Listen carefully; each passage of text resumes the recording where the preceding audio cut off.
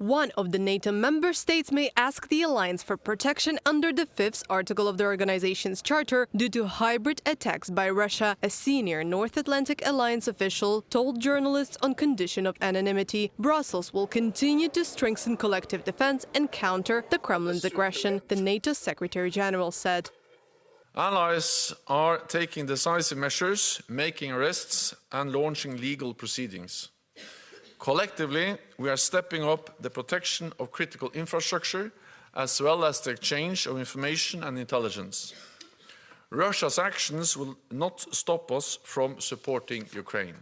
The scale of hybrid threats is so serious that for the first time in the last decade, the United States has put military bases in Europe on high alert. Russian sabotage is becoming increasingly brazen and aggressive, wrote CNN, quoting a NATO spokesman. The alliance believes that such a number of sabotage, terror and arson attacks has not been recorded since the Cold War.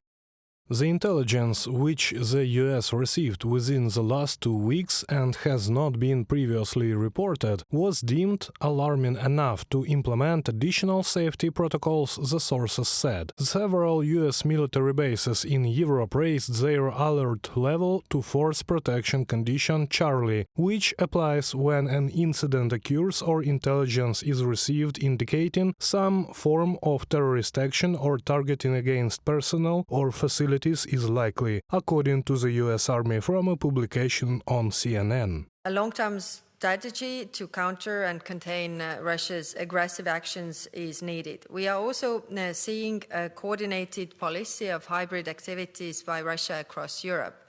There are more and more attempts to destroy civilian infrastructure, sabotage facilities related to arms deliveries. As part of our reaction, we need to connect the dots. These are not isolated events, but part of a bigger picture. And this means that we have a shared understanding of the threat, and we also need to expose those activities in public. In addition to physical harm, the Kremlin continues to attack the information and cyberspace of Ukraine's allies. Specialists from the US Department of Justice have exposed a Russian bot farm. Hackers created fake accounts of supposedly Americans in social networks. They spread pro-Kremlin narratives and criticized support for Ukraine. Washington believes that sub-sanctioned propaganda TV channel Russia Today may be involved in the organization of the bot farms.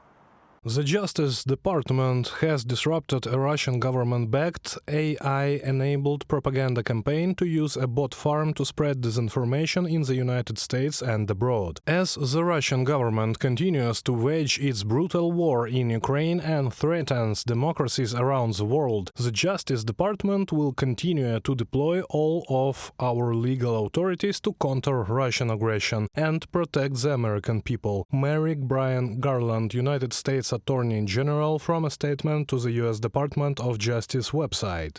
The U.S. National Intelligence Agency considers Russia the most active foreign threat to the country's presidential election. Reported by Anastasia Tarnavska, Larisa Petruk, UATV News.